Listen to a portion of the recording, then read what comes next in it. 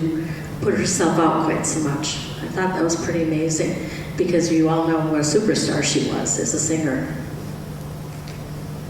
Premature pressures. Being asked over and over again. So, you got your college applications in? I know you're only 11. Where are you planning to go to school? Oh, that's really great. That's an Ivy League school. Or, oh, you're planning to go to that school? With all your talent, you're planning to go to that school? Or Grandpa went to this school. You've got to go to that school. You know what I mean? Okay? Lots of pressure, often way too early. Friendships. This is a really kind of unusual one.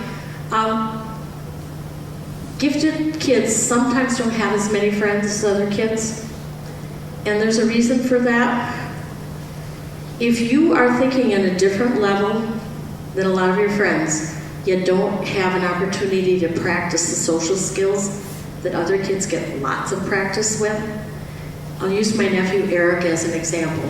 He's at Berkeley now working on his PhD in math that I can't even begin to understand. When Eric was 4 years old, he wanted to talk computer language. He was programming in Pascal and Logo and whatever else was around at the time, and he had no friends. You know why? No other 4-year-olds wanted to talk about computer language, right? So I called my sister-in-law and I said, and she said to me, you know, Eric has no friends. I'm really worried about him. She said he only hangs around with this other really geeky kid. And they set up computers, you know, like at each other's houses, and the computers talk to each other. Not the boys, but the computers. Now, Eric was a little older at the time, but when he was 4, I said, you know, buy some chalk and invite the neighbors over, and, you know, let the kids chalk and get to know each other. So she did that, called me back and said, yeah. Neighborhood kids were chalking up a storm. Guess what Eric was doing? Writing computer language on the sidewalk. Okay.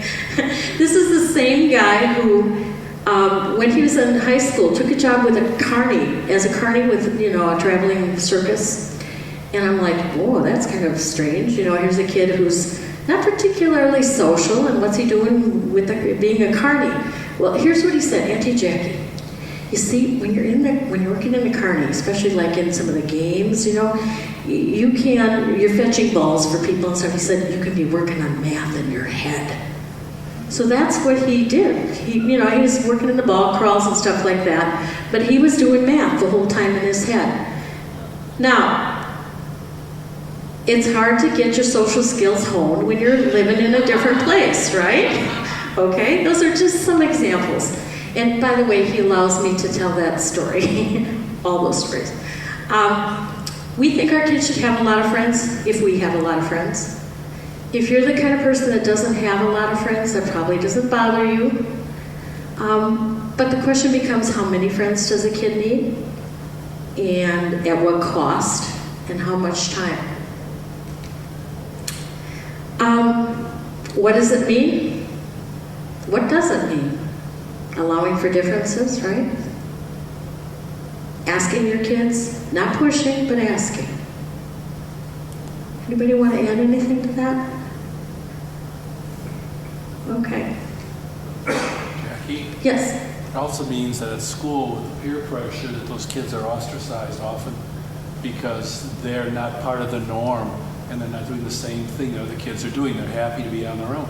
Yeah, they're very happy, and he's a prime example of a kid who just rather enjoyed being alone. Then he married me. Okay, thank you.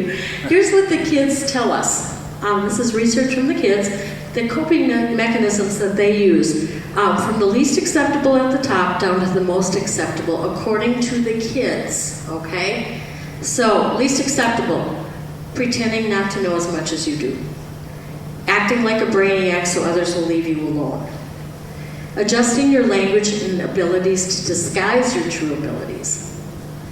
Avoid programming for gifted and talented students.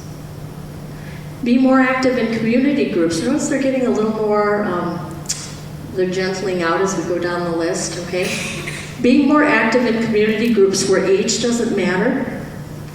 Developing and excelling in talents outside of school. Okay, maybe 4-H, maybe some sports, Maybe just something at your church, Boy Scouts, Girl Scouts, things like that. Achieving in areas of school outside of academics, building more relationships with adults, that shouldn't be a surprise. Selecting programs designed for gifted kids.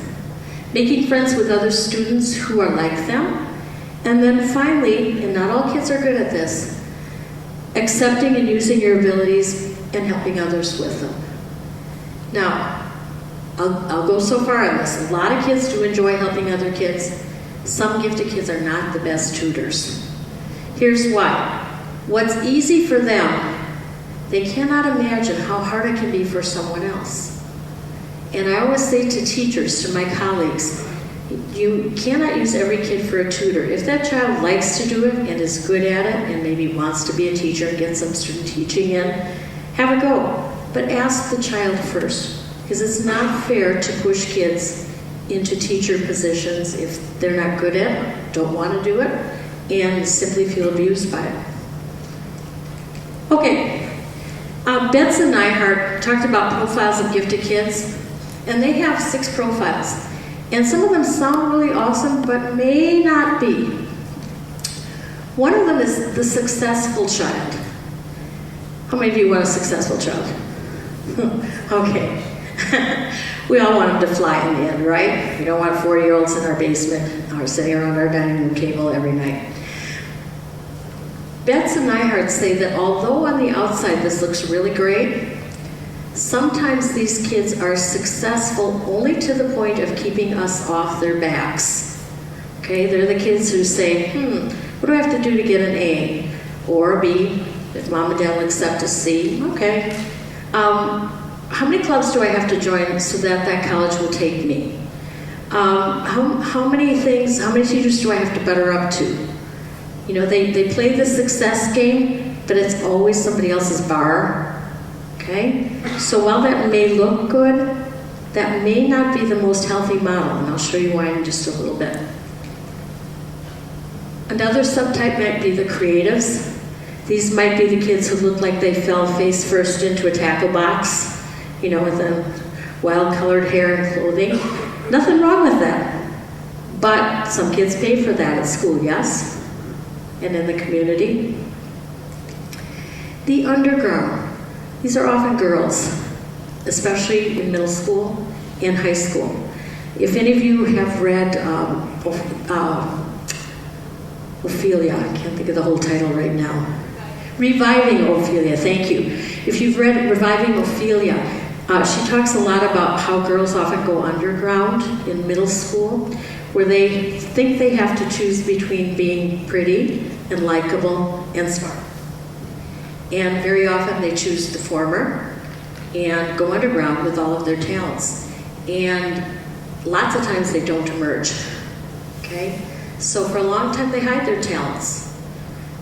And these are underground kids. These are also kids who might be underground with things like anxiety, depression, worry, those kinds of things. Seemingly smiley on the outside, but really walking wounded on the inside. We have our at-risk kids. These are our thrill-seeking kids. These are kids who love to live on the edge and whose frontal cortex may not be developed enough to handle some of the things that they try. And there's positive risk-taking, obvious in life, but there's also a lot of negative risk-taking by this group. These kids, the twice or multi-exceptional, these are kids who are both gifted and may have something else going on. So for example, they might have a learning disability and have that paired up with giftedness. The giftedness may kind of mask the learning disability, and the learning disability may also mask the giftedness. This can be true of lots of other disabilities as well, the twice exceptional or multi-exceptional. Now, according to Betts and Nyhart, this is the best kind of gifted kid to have. This is what we should be striving for. Autonomous learners, kids who are passionate about learning, not because they're going to get an A, not because grandma's going to approve and send $10, okay? These are kids, we want them to be joyful about learning and joyous about learning and wanting to take on all possibilities in life that they have time for. So autonomous, kind of being in charge of your own learning. Do you see the difference between highly successful and then autonomous? Okay. Yes, question. Even if they are playing a successful game, don't, to some extent, we need them to do that just to get through life? Yeah, that's a good question. How many of you have said to your kids, just play the game, just do what she says, jump through those hoops? Yeah, I think we have to sometimes teach our kids how to do what's needed. But if we have kids who only do what's needed and never go above and beyond out of the sheer joy of learning and living and loving, that's, I think, sad. Jen? So what do you do to combat that? Yeah. I think about kids right now, where in a school setting where they know that is minimally required of them. Yeah, what do you do? Sometimes for those kids, school is not their passion. They're phoning it in, okay? Sometimes their passion is things outside of school, or maybe only one course. One teacher really sets them on fire and the rest of them, oh well, just kind of get by.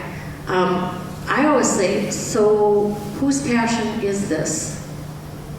Help kids find their passion. Their passion might not be our passion as parents or as teachers. And we have to live with that, okay? We have to say, if you're lucky, and a couple of my kids did this to me, Mom, you had your chance with your life, let me have my chance with mine. Okay, question. Kind of on that same line, if you have a child that's clearly, in a certain area and they're not doing their best, they're doing what is required because they're capable of more. Yeah. Is it a negative thing to say, all right, this is all that's perfect, I know what you can do, I want you to do this extra step? I mean, is it okay to force them to challenge themselves, or is that a negative thing where you're going to, Yeah, that's hard to know. I'm gonna pose a couple of questions to you to help us think this through. First of all, as grown-ups, do we operate on 100% battery power all the time in all areas of our lives? No, maybe 41. Okay, so we have to allow our kids some areas where they're not, even if they're capable, that they might not always be doing their best. Okay, and as their lives get more complicated, is it hard to be perfect at everything you do or to be awesome at everything you do? All right, even the most capable kids sometimes totally fall apart. Our son, when it had sailed through elementary school, middle school, high school, played sheep's head during study hall, never brought him a comb, that kind of stuff. Went away to college. He was okay the first semester. Then he was president of the fraternity and finally met his girlfriend. And things started falling apart. He just couldn't manage everything. And I remember him coming home from college with the first C's in his life. And, the mom and me knew that he probably should have and could have done better. And I thought for a long time about what I was going to say. And I said, are you satisfied with that? And left it at that. Okay? So I think, and if your child says, yes, I am. And if your child says, no, I'm not, they're asking for some help. How do I manage this all? So, yeah, it bothers us when we see wasted potential. I get that. But I also, there's part of me, and maybe it's because I'm a grandma now, that says that we should also kind of allow children to be children too. Okay. We talked about this. As they get older, they take less risks. Is this sounding familiar? Okay. I'll do only what I can really do well. Okay, that's a limiting of your experience in life. I'll only stick to what's worked for me in the past. I don't want to let anyone down. I don't want to let my teachers down. I don't want to let my friends down. I don't want to let my parents down. I don't want to let myself down. What will grandma think? One of the things that works really well is a near peer to calm the fear. Isn't that lovely? It rhymes. A near peer is a kid who is a little bit older than your child, who might have been through some of the same things your child has been through. At our high school, we sometimes use high school kids to help them